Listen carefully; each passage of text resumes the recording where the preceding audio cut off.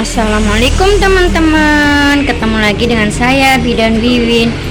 Kenapa ya ini kok banyak tulisan-tulisan rupiah ya? Jadi di sini saya soalnya mau menjelaskan tentang manajemen yang saya lakukan ketika saya itu ada toko obat dan ada tempat praktek, biar kita mendapatkan kelihatan hasilnya. Caranya gimana sih? Ikutin ya teman-teman cara manajemen dari saya. Jadi yang pertama, saya itu harus ada modal 2 teman-teman. Ketika teman-teman tuh mau buka apotik, mau buka toko obat maupun usaha yang lainnya ya, tapi ya sesuai dengan kemampuan teman-teman, untuk modalnya ya. Dan modal ini pertama kita dapatkan, kita tentunya harus bekerja dulu, terus kita nabung biar kita mendapatkan modal untuk usaha kita ya. Yang pertama ada modal pertama dan ada modal kedua.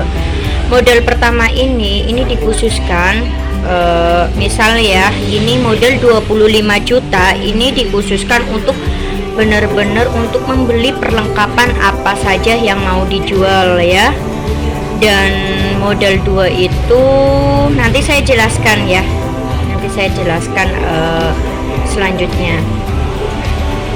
Jadi ketika ini saya lihatkan ya pendapatan, misalnya bulan Januari nih karena ini baru awal ya, pendapatan awal, jadi masih sedikit tapi tetap kita syukurin teman-teman.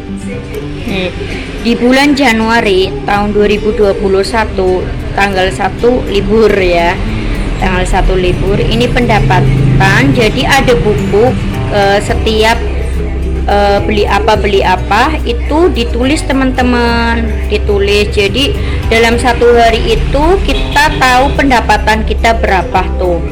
Misalnya tanggal 2 pendapatan kita kan sudah ada buku tulisannya tuh, yang beli itu apa aja, total dalam satu hari itu berapa nih, ditulis dalam satu hari. Misal tanggal 2 273, tanggal 3 pendapatannya 174, tanggal 4 pendapatannya 268.000 dan seterusnya. Dan ini saya karena ini tanggal 22 ya, tanggal 22 pendapatan sementara dari tanggal 2 sampai dengan 22 saya mendapatkan modal 7.129.500 nih. Tapi uang itu saya selalu utuh. Jadi pendapatan dalam satu bulan itu saya selalu utuh karena saya mempunyai modal 2. Misalnya obat ini habis kayak seperti itu, saya ambilnya di modal 2. Jadi untuk pendapatan dalam satu bulan ini saya itu benar-benar diutuhkan karena masih ada modal 2. Jadi kalau misalnya obatnya habis, apa aja yang habis itu diambil di modal 2 ya. Di modal 2 itu sifatnya cuman sementara sih, nanti juga dikembalikan pada saat perhitungan untuk penutupan dalam satu bulan nih. Ini untuk pengeluaran dalam satu bulan ini nih teman-teman. Misalnya bayar karyawan si A 800, si B 800, si C 400, si D 1.500.000. Nabung buat bayar ruko. Kalau misalnya dari teman-teman ada yang maksudnya kalau misalnya bangunannya sendiri lebih untung ya, ini ada buat bayar ruko juga. Misalnya dalam 1 tahun 7 juta, berarti 7 juta dibagi 12 bulan hasilnya berapa? Kita harus menabung untuk bayar ruko. Paling enggak kita mengisi dalam satu bulan itu 600.000. Itu dimasukkan untuk pengeluaran dalam satu bulan. Dan pengeluaran lainnya seperti misalnya beli aqua, beli sabun, beli apalah dalam satu bulan kita hitung 100.000 aja ya teman-teman. Ini 100.000 aja. untuk pengeluaran lain-lain.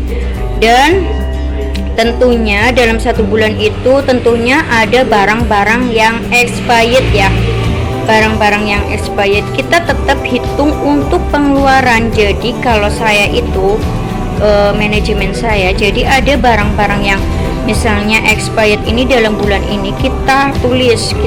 Ini tujuannya kenapa kita tulis ini, untuk catatan, biar untuk mengevaluasi berarti di daerah tersebut tidak laku dengan barang-barang tersebut, seperti itu. Jadi tetap sih kulakan, maksudnya tetap belanja obat-obat tersebut, tapi dikurangin nggak sebanyak-banyaknya. Takutnya seperti ini nih, ini termasuk kita rugi ya, karena barang-barang expired tentunya kita akan buang ya, tapi tetap kita masuk pengeluaran nih. Total dari barang-barang yang expired dalam 1 bulan ini berapa? Misalnya 411.000 ya. Jadi kita masukkan pengeluaran itu 411.000. Nanti itu diikutkan modal ya teman-teman. Pendapatan sementara dari tanggal 2 sampai tanggal 22 itu totalnya 7.129.500, tapi saya masih punya waktu 8 hari lagi untuk mendapatkan penghasilan ya. Dan pengeluarannya itu totalnya 4.611.000. Jadi total keseluruhan untuk pendapatan dalam 1 bulan kita hasilnya 2.581.500 ya. Dan kita kan tadi masih nyimpan uang yang barang-barang yang expired ya, yang 411.000 itu diikutkan modal ya, karena ini kan ikutnya masuknya pengeluaran ya. Jadi total jumlah uang yang diterima dari 7.129.500 sudah dikurangin pengeluaran dan bla bla bla, totalnya uang yang dipegang 2.928.500, tapi masih punya waktu 8 hari untuk mendapatkan penghasilan. Nah gini teman-teman, lah di sini uang ini yang 2.928.500 ini nanti dilihat apakah ada utang di model 2 apa enggak. Yang pertama yang tadi saya bilang, karena saya prinsipnya pendapatan dalam 1 bulan itu harus full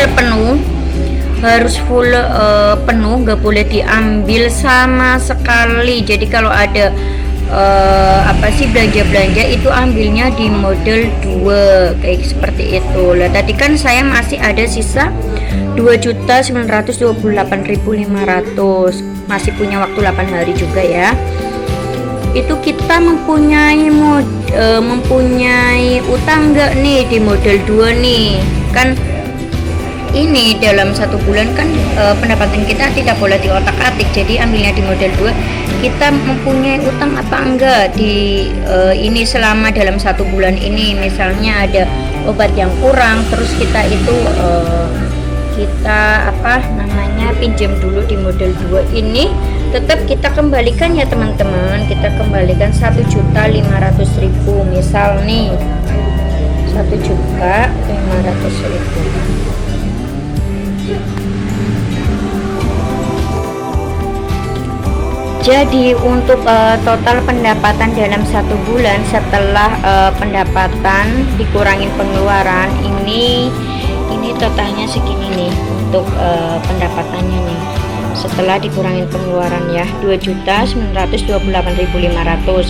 Tapi ini saya lihat nih, ini punya utang nggak di model 2. Kalau misalnya mempunyai utang di model 2 pada saat pertengahan penjualan, misalnya beli apa untuk apa, itu kan diambil dari model 2 ya teman-teman.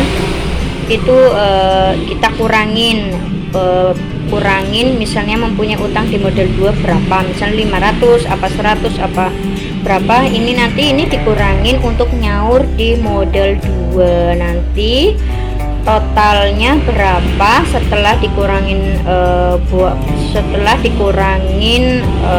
utang di model 2 ya. Nanti sisanya berapa lah, sisa ini ditabung terus apakah kita dalam berapa tahun kita nanti kelihatan bisa menggapai apa enggak di modal awal 25 juta ini nih. Di modal awal kan 25 juta, dari 1 bulan kita nabung sisa-sisa dari pendapatan setelah dikurangi pengeluaran, nabung terus dalam berapa tahun kita masuk apa enggak nih, tersaur apa enggak nih dengan modal 25 juta. Itu kelihatan banget. Itu teman-teman cara dari manajemen usaha saya. Semoga konten kali ini bermanfaat dan pesan ya teman-teman. Pesan satu hal, jadi berapapun pendapatannya ya, kita tetap syukurin, karena apapun berapakah uangnya, kita harus tetap syukurin sama Allah Subhanahu wa Ta'ala ya. Terus yang pertama dan yang kedua, kita harus tetap selalu memberikan kesejahteraan